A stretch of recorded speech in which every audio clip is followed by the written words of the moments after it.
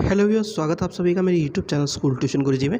आज हम बात करेंगे कार्यपत्रक 39 की, जो कि 14 दिसंबर के लिए जारी किया गया है। कक्षा 8 का विज्ञान विषय का कार्यपत्रक है ये। यहाँ विद्यार्थी अपना नाम लिखेंगे और अपने कक्षा अध्यापक का नाम लिखेंगे। बच्चों, हमारा पाठ चल रहा है जंतुओं में जनन, और आज हम इसमें पढ़ेंगे निषेचन के बारे में।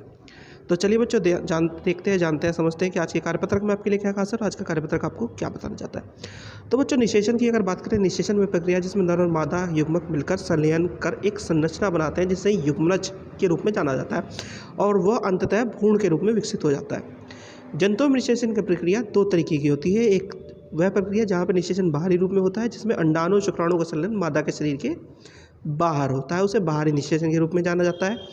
और अगर ये अंदर हो, यानी कि शुक्राणु और अंडाणु का संलयन मादा शरीर के अंदर होता है, तो यह आंतरिक निषेचन के रूप में जाना जाता है बच्चों। अब इस आधार पर हम जंतुओं को दो प्रकार में विभाजित करते हैं बच्चों, अंडप्रजक और जरायुजक। जंतुओं में वर्गीकृत किया जाता है इन्हें। अंडप्रजक कौन से होते हैं? वह जंतु जिनके अंडे देने वाले होते हैं। इनमें भ्रूण का विकास बाहरी संसाधनों से होता है। ये एक बार भ्रूण में परिपक्व होने पर अंडे का कठोर आवरणों से सुरक्षा प्रदान करता है। उदाहरण के लिए पक्षी, मेंढक, मछलियाँ बच्चों। और जरायुज कौन से होते हैं? ये जंतु संतान को जन्म देते हैं जिसमें आंतरिक निषेचन और भ्रूण का विकास मादा शरीर के अंदर होता है। उदाहरण कुत्ते, बिल्ली, मनुष्य आदि बच्चों। अब अगर इसके अंतरों की हम बात करें तो छोटे छोटे अंतर है बच्चों, ज़रा देख लेते हैं कि अर्थ क्या है इनका बच्चों। कि एक अंडे देता है, एक युवा को जन्म देता है। निषेचन क्या होता है? एक में बाहरी और आंतरिक दोनों हो सकता है, एक में केवल आंतरिक होगा।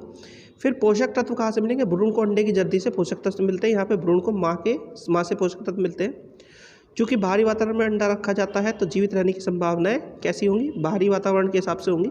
और यहाँ पे पोषण जो और देखभाल माँ के द्वारा प्रदान की जाएगी। इसका उदाहरण है मछली, उभयचर, कीट, पक्षी और सरीसृप। और यहाँ पे है बच्चों मनुष्य, कुत्ते, हाथी और बिल्लियाँ। अब जरा प्रश्न उत्तर देख लेते हैं बच्चों। पहला प्रश्न है, अंडप्रजक जंतुओं के भ्रूण को पोषक तत्व कहाँ से मिलते हैं? तो बच्चों ऐसे भ्रूण को पोषक तत्व उसकी जर्दी से मिलते हैं बच्चों। ये आपका आंसर 1 है।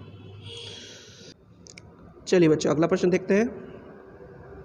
प्रश्न नंबर 2 है, अंडप्रजक और जरायुजक जंतुओं के बीच अंतर स्पष्ट कीजिए।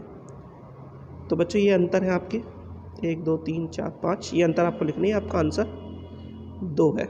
चलिए बच्चों, अगला प्रश्न देखते हैं। फिर अगला प्रश्न है, निम्नलिखित जानवरों को अंडप्रजक या जरायुजक में वर्गीकृत कीजिए।